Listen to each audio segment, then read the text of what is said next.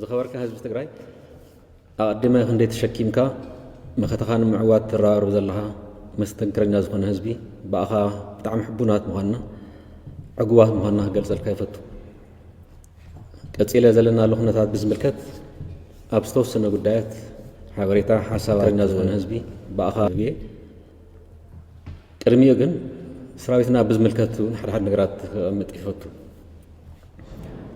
ሰራዊትና ከም ትካል ትነባር ወለደኹን ተሓድሽ ትውልዲ ብሓፈሻ ዕላምኡ ነፂሩ ዝፈልጥ ጸላእቱ ንምድምሳስ ሙሉእ ዘይጎደለ ጽንዓት ተወፋይነት ዘሎ ዝገርም ህዝባዊ ሰራዊት ከም ዘለካ እውን ክገልጸልካ ይፈቱ። ጸላኢ ምስ ኩሉ ዓቕምታት ክንደይ ጽጉም መሬታት እናሰገረ በረኻታት ቁሪ ሓዊ ብኩሉ ተፈቲኑ ከም ሰራዊት ከም ውልቀ ተጋዳላይ እውን ተኣምር ደጊሙ ደጋጊሙ ዝሰርሕ ዘሎ እዩ። ጸላእቱ ንምድምሳስ ልዕል ወነ ሒዙ ወፊሩ ታሪክ ዝሰርሕ ዘሎ ሰራዊትና እዩ። ካብ ኩሉና ዘድሊ ነዚ ሰራዊት እዚ ክሳዕ ጸላኢ ዝድምስስ ኩለ መድያዊ ደጋፍ ኣጠናኺርካ ምጻል ምዃኑ ክገልጸልኩም ይፈቱ። ኣብ ቀረባና ወፍርና ብዝምልከት ዝወሰናይ ውሳነ መጀመርያ ብመግለጺ ድሕሪኡ ድማ ብኣዛዚ ሰራዊት ብጻይ ታደሰ መብርሂ ተዋሂቡ እዩ። እዚ ከም መግለጺ ወሲደ ክውሰኹ ዝግብኦም ሓደ ጉዳያት ሓበሬታታት ክህብ ይፈቱ። ኣብዚ ትውሳነ እንታይ ተወሲኑ ዝብል እዩ ዋና ነገር። ትውሳነ እንታይ ምዃኑ ተፈሊጡ እዩ። ሓይልና ናብ ድሕሪት ክንስሕብ ከም ዘለና ተወሲኑ እዩ። ንምንታይ ንቕድሚት እናኸደና ሃሎ ቀሪቡ እናሃሎ ንኣዲስ ኣበባ ንምንታይ እዩ ተወሲኑ ዝብል ነገር እዩ ክፍለጥ ዝደልዮ። እቲ ውሳነ ናብ ዝርዝር ተኣትኻ ያ ውፅኢት ገምጋሚ ኣጠቓላሊ ኩነታት ገምጊምና ናይ ጸላኢ እውን ናይ ባዕልና ይኹን ኣጠቓላሊ ኩነታት ገምጊምና ብባዕልና ዝበፅሓና ውሳነ እዩ ክንምለስ እዩ ዘለና። ብዘሎ ክንቅፅል ኣይግባእን። ተወሳኺ ስራሕቲ ተወሳኺ ምዕርያት ተወሳኺ ጉዳያት ምውጋን የድልዮም ዝብል ነገር ኣቐሚጥና ኢና ናብ ብዙ ውሳነ ዝበፂሕና።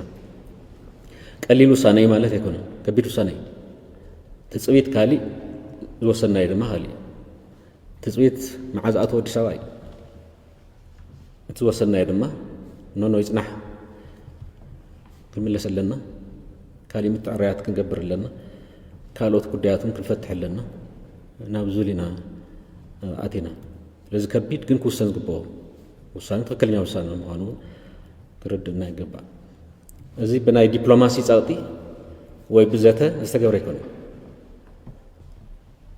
ህዝቢ ትግራይ ዘይፈልጦ ዘተ ህዝቢ ትግራይ ዘይተቐበሎ ዲፕሎማስያዊ ምንቅስቓስ ኣይንገብርን። እንተወሓደስ ክፈልጦ ኣሎ። ብሕቡእ ኣብ ዕፁብ ገዛ ዝስራሕ ውዕሊ ውሳነ ክህሉ ይኽእል። ከምኡ ኢልና እውን ኣይንኸድን። ኣብቲ ናይ ተኩሲ ጠጠው ምባል ተቋምና እውን ዝገለጽናዮ ሓደ ወገን ሰላም ዝደሊ እንተኮይኑ ግልፂ ይግበር ኢና ኢልና።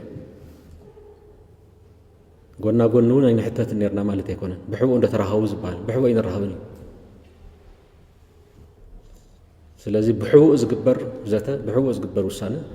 ከም ዘየለውን ክንፈልጥ ኣለና። ስለዚ እዚ ሕዚ እውን ደጊመ ይፀቕጠሉ ዘሎ ናይ ባዕልና ውሳነ እዩ።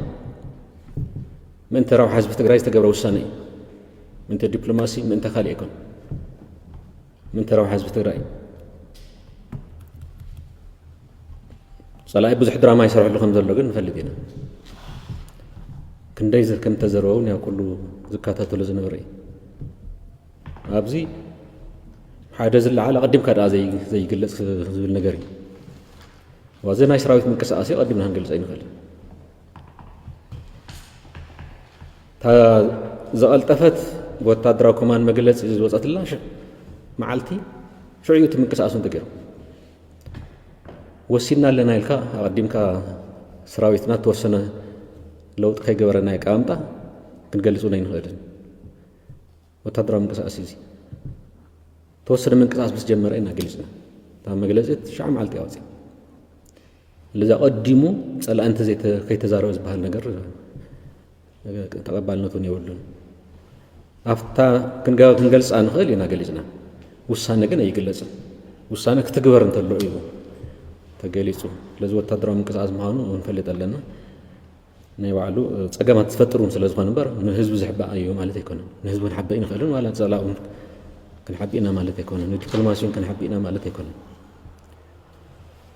ግን ምንቅስቃስ ምጅማር ግድን ነይሩ موسى كي جمركا سيلنا نوصح حسبنا لنا ስለዚህ ይባል አፍታዝ ተጀመረተላ ማዓልቲ ያመግለጽ ወጽያ እዚ አኽራ ጽልክ ቢደሊ ታዝ ተጀመረተላ ቅድሚ ይኩና ንወጽን ሻዕ ማዓልቲ እዚ አርማን ህዝብና ንፈልጥ ህዝብና ንፈልጠሎ ማሃል ይሁን ተፈልጦ ፍልጥ አብ ከይደ ግን እንቅሳስና አፍታ ማዓልቲ አምስራ ይጸላ ይዘረዋ ጀሚሩ ከዛረው ድማ ይኸይል ፊት ለፊትና ተጋጢምና ዝነበርና ስለዚህ እሱ በኡምርዳ يدلي افتاغت وصا كبا معلتي ايا تاملز ومزيا زلا تو الناس كيدنا غرت يخونس تقوم ناغر مرداي برصلا ايما كل شيء يدنا غر يترفيا كم عينت لو تمصينا اي سؤال بغوبيلني عندي نغر زرف بغوبيلني خدنا ناغر زفت لذلك كاب صلا استادا نحن صبه حزب تግራይ ንምጽናት كل ورار زكايد طلعي بزي اتخو بزبارركم بزي كم سرحكم تبالم زغرم نغرون يولن توان نغر كنتاتنا مفلاط كنتاتنا مردا يغبا ناي صلاي ግን ኮነ ተባይሉ ከደናገር ከላዓሉ የጨርር ንውሽጡ እንደገው ከም ዝኾነ ክንፈልጠልና በተቆለሉት መድረኽ ናይ ከቢድ ርብር መድረኽ ኣብ ከቢድ ውቂና ዘለና إذا حلف شو ما أنت جمر أزمر شو ما أنت رايحين فلتينا أكمل يزول يسأل ما تجزيه من نورنا دحريو ما قال الدحر متاو زول لو تنفلتينا دحري زقرنا من كساسات نبذ دحري روعة ورحك بهالي كالي سفح صراحتنا سرينا دحر الداس يكون بالشان نورون كبيد الداس يكون بالشان محزون كبيد نيرو دحريون تقدر كسبت سمين شو كبيد وقينا أكاين لازم كبيد رب تلك ستة تلك توصل تكونس بقليل ونس ألاقي تدم صون تكون تعاليسكا لعلم تحتني لك كندي مسوات خفيلك ينفع عوتون زود صح لست مدرخ أقليل كان تكونس أفيدك أيون وقعوني زي كويناتي هزبا كويناتي مسكن ديس ألاقينا قد إمنا زلنا الذي يترف ببعلنا حاسبنا مزينا بوتاتات نغير أنفتنا نغير صلاة تزدفنا مصلاة وين نقطن زلنا نسون كي يسعر كله غورز غير وقبر كوي كله كأننا غور يمس الذي نفتام أورو قربت له نفتام أور كي يأتو كلها تقبر تكال نري أزلنا حاجة كمان أب إيدو زلوا تراح أنت هنا أب إيدو زي اللي كابد الجون حجز النمسة لازم توجد نكبي درب الربوكي بقليلو نريو أيكونن حلو في تمكرناهم كمية لازم على أول يتفاهم زلهم في اللي دلنا كندي أعمل ثلاثون ينكسر أسكم زلهم كنفلت دلنا أبز خيري ناي دق إيد متاون ناوس خير مزلهم ناي دق إيد متاو متخنسات قليلي أيراي مالتي كون أيراي خيل سقط جن الفترة لازم كي يموت نفتهم أور كي يأتو كلها أو استعد زلهم كلها حيل سباريا كرشاريا إيكونومي أريا تميدي أون كهذا لنا هنا فلا إذا تمسفح في هنا كلنا محرام مرارها الحلفهم ملكتاتي في اللتي مريحنا حزب تግራይ مصناتي حزونا فتنا ميديا صحتنا لنا سب كزارو زي خل ناي ارمني غرا ناي ارمني حسب تا ናይ ህዝቢ ትግራይ ምጽናት ባዕሎም ይገልጽዋ ኣለዎም በዓል ብተግባር ጥራሕ ይኮኑ ዘለዎም ምሕር ጽላኣት ንጽባሕ እውን ትበሃል ዘረባ እውን የብሉማ ንጽባሕ ትበሃል የለን ስለዚ ምሕር ጽላኣቶም ንሪኦ ኣለና ኢና ስለዚ እታ ርብርብ ቀደማ ነይራ ሕዚ ድማ ናይ ጥፍእ መድረክ ስለ ዝኾነ ከቢድ ቃልሲ ይገብሩ ከም ዘለዉ ንዕዘቦ እዩ ንርድኦ እዩ ንሕና እውን ኣምሪርና ኣኽቢርና ንቃለስ ኣለና ማለት እዩ ኣቃሊልና ኣፍኪስና ይኮነ ኣምሪርና ኣኽቢርና ክሳዕ ዝጸላእ እዚ ዘይጠፍአ ክሳዕ ዝጸላእ እዚ ዘይተቐብረ ተቓልሲ ከቢድ እዩ ኢልና እታ ዝጀመርናያ መሊእና ክንውዳእ ኣብታ ጫፍ ኣብፅሕና ተወሰነ ምትዕራይ ንግበር ኢና ንብል ዘለና ዝኾነ ዓቕሚ እውን ተምፀአ ዝጸንሕ መንግስቲ እዩ ማለት ኣይኮነ ዝጸንሐ ጸላእ እዩ ማለት ኣይኮነ ብመሰረቱ ክቕበር ዝኽእል ጸላእ እዩ ብመሰረቱ ክጠፍእ ዘሎ ጸላእ እዩ ብመሰረቱ ጠፍእ እዩ ስለ ዘልካዮ ግን በዓል ይጠፍእ እዩ ማለት ኣይኮነ ወይ ብቐሊሉ ቃልሲ ይጠፍእ እዩ ማለት ኣይኮነ ስለዚ ትርብርብ ብደንብ ኢና ክንርድኦ ክነስተብህለውን ዘለና ስለዚ ብድምር ኩነታት ርኢኻ ዝግበር ዘሎ ገምጋም ዝግበር ዘሎ ውሳነታት ኣብኡ ተመስሪትና እውን ንሰርሖም ብዙሕ ስራሕቲ ከም ዘሎ ይፈሊጥና ንባዕልና ጠንኪርና ማለት እዩ ጸላእ እውን ይጠንክር ኣሎ ንሕና እውን ጠንኪርና ተቓልስና ክነደንፍቕ ከም ዘለና እየ ከቐምዝ ደሊ ተኻሊእ እቲ ናይ ቀጻለየ ምንቅስቓስና ብዝምልከት እውን ክርዳእና ዘሎ ያው ሕሉፍ ቃልስና ሓዘ ብዙሕ ተመክሮታት ልምድታት እውን ኣለና እዩ ናይ ቀረባ እውን ልምድታት ኣለና እዩ ከም ዘለና ኣብቲ ቃልስስ ኢልካ ሰተት ኢልካ ዝውዳእ ጌርካ እንተይኮነስ ከምኡ ነ ይንፈልጥ ንሕና ቀደሙ ምስ ደረጊ ዝነበረና ንግደፎ ንሱ ፍሉይ 17 ዓመት እውን ኢና ተቓሊስና ናይ እዝዋን እዚ ካሊእ እዩ ኣብ 8 ወርሒ ግልብጥ ጥል ይኹ ብዙሕ ነገር ብግዜ ክነነቐፅረውን ኣይንኽእልን ብመሰረቱ ተቐየረ ኩነታት ኣብ ክልተ 17 ዓመት ዝሓልፍናዮ ግን ላዕልን ታሕትን ንፈልጦ ኢና ኣብ ጉና ኣብ ሰሜን ሸዋ ሓደ ዓመት ምሉእ ከጸኒሕና ኢና ቅድሚ ደርጊ ምድምሳስ ሓደ ዓመት ኣብ ሓደ ዓመት ንሕና እንዴት ታሪክና ሰሪሕና ኣብ 8 ወርሒ ምልእ ትግራይ ልከ ምዕራብ ትግራይ እውን ተወሰኑ ከባብታት ኣለና ነፃ ዘይወፅእ ኣብ 8 ወርሒ ሕዚ ድማ ክሳብ ሰሜን ሸዋ በፂሕና ኩነታት ምስ ረአና ድማ ነመሓይሽ ኢልና ኣብ ሰሜን ሸዋ ሓደ ዓመት ፀኒሕ እዩ ብግዜ ኢህወዴግ ማለት እዩ ከም ሕወሓት ከም ኢህወዴግ ብኣምቦ ገፅ ናብ ግንጪ ዝበሃሉ በፂሕና ደርጊ ደፊእና ኣብቲ ከባቢ ሓደ ዓመት ናይ ጉና ኣይፍለጥ እዩ ናይ ደብረ ታቦር ይፍለጥ እዩ ከምኡ ኢሉ ግን ደርጊ ደፀኒሕ ክፀኒሕ ይኽእል ጠቕሊልና ኢና ደምሲስና እዩ እዚ ኣብ ፍሉይ ግዜ እዩ ኣብቲ ናይ ቀደም እዋን ዕጥቃዊ ቃልሲ ብርክታ ዘልኩ ኣብ ዓመትስ ሙሉእ ትግራይ ኮ ካሊእ ነገር እዩ ተሰሪሑ ጸላእ እውን ብዙሕ ሰሪሑ ንሕና እውን ብዙሕ ተኣምር ኢና ሰሪሕና ስለዚ ምድፍፋእ ክህሉ ከም ዝኽእልቲ ናይ ሕሉፍ ንፈልጦ ኢና ሕዚ ብኡ ደረጃ ምድፋእ የለን ግን ኣብዛ ናይ ሕዚ ናይ መኸተ ቃልስና እውን ግን ኣብ ቀረባ ዝተረእያ ነይረን ኮየን ኣብቲ ክረምቲ የመስ ክረም ክሳብ ደብረ ታቦር ገፅ በፂሕና ብጋሸና ምስ መፀ ስሒብና ሃይቅ በፂሕና ንመለስ ኢልና ናብ ውጫሌ ብደባራቅ እውን ከይድና ንመለስ ኢልና ወላ ኣብዛ ናይ ሕዚ ገብራ ዘለና ገጠም እውን ክይድ ኢልና ምልስ ኢልና ኢና ሰብ ይዝክሮ ይፈልጦ እዩ ዝነበረ ስምዒት እዚ ዘሎ እዩ ከም ዘለያ ግብግብ እቲ ከይጠፍእ ጠቕሊሉ ከይቐበር ኩላ ምርብራብ ስለ ዝገብር ወላ ክደፈእካ እውን ይኽእል ማለት እዩ ይትረፍያ ኣብ መዓራሪኻ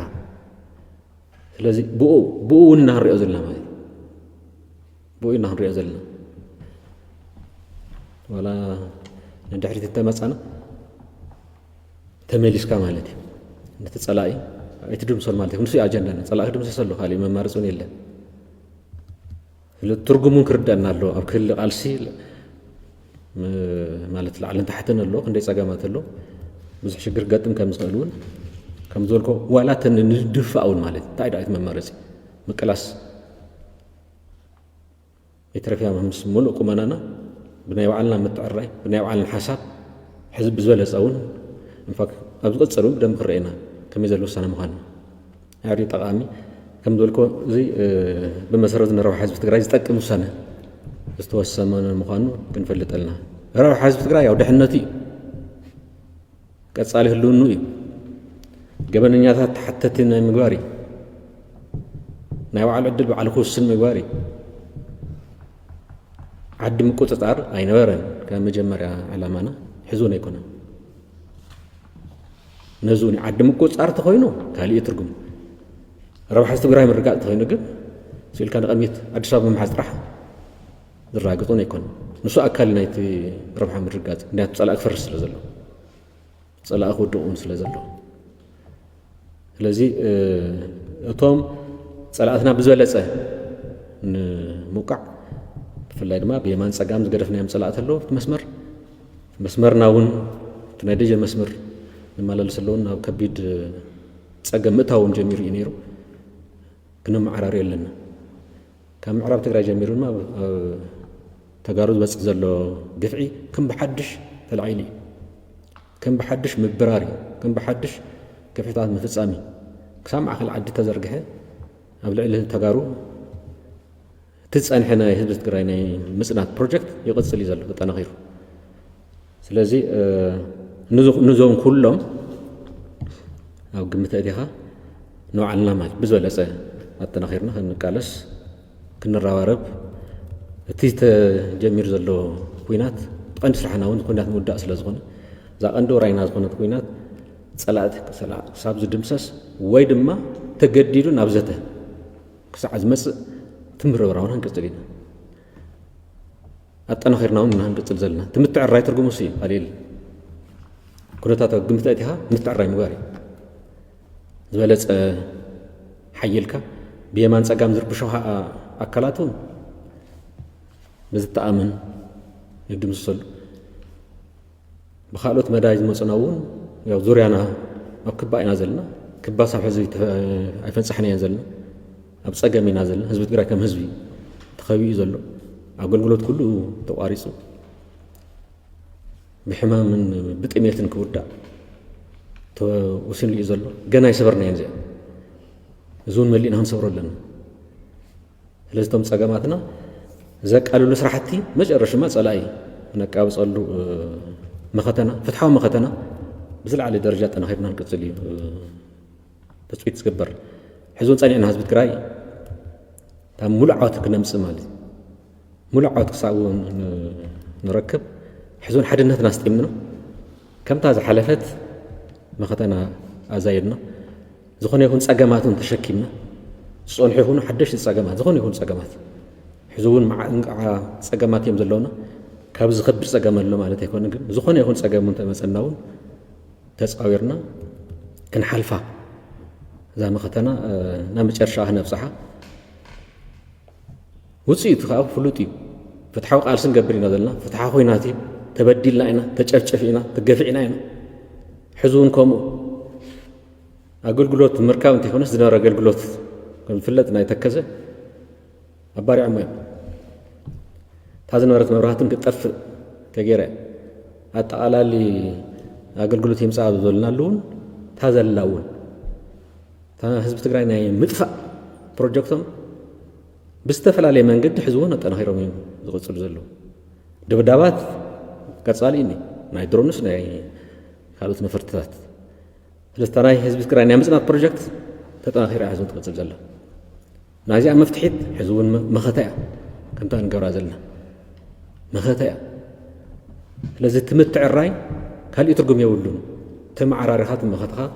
ናብ መጨረሻ ምዕለብ እዩ ምብፃሕ እዩ ዝኾነ ይኹን ፀገም ተፃዊርካ ምሕላፍ እዩ ክንደይ ሓሊፍና ኢና ሕዚ እውን ክንሓልፍ ኢና ዓወትና እውን ነብኢድና እያ ኣብ ቀፃሊ ዘሎ ምዕባለታት እውን በብእዋኑ ሓበሬታት ንህዝብና ነፍልጥ ኢና ክብርን መጎስን ንስዋዕትና ሃለዋትና ንድሕነትናን በልጽምና ትግራይ ትስዕር